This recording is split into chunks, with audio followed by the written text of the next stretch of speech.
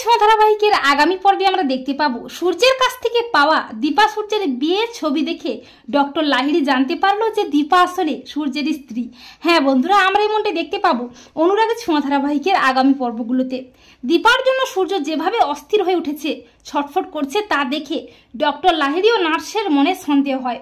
Nurse বলে যে আমরা ওকে মেডিসিন দিয়েও শান্ত করতে পারিনি, কিন্তু ওই মেয়েটা এলেই ছেলেটা শান্ত হয়ে যায়। কিন্তু কেন? ওই মেয়েটা আসলে কে? নার্সের কথায় ডক্টর লাহিড়ীর মনেও সন্দেহ হয়।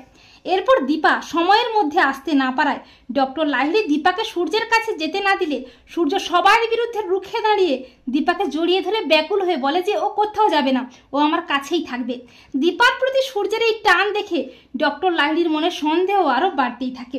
ডক্টর লাহিড়ী বলে যে ওই মেয়েটাকেও দেখেছি, ছেলেটির কাছে এলেই ও যেন কেমন হয়ে যায়, আমাকে জানতেই হবে যে ওই মেয়েটার আসল পরিচয় কি।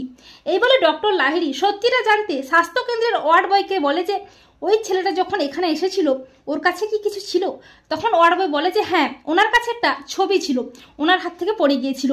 এই বলে দীপা সূর্যের বিয়ের ছবিটা ডক্টর লাহিড়ীকে দেয়। দীপা সূর্যের বিয়ের ছবিটা দেখে চমকে যায় ডক্টর লাহিড়ী।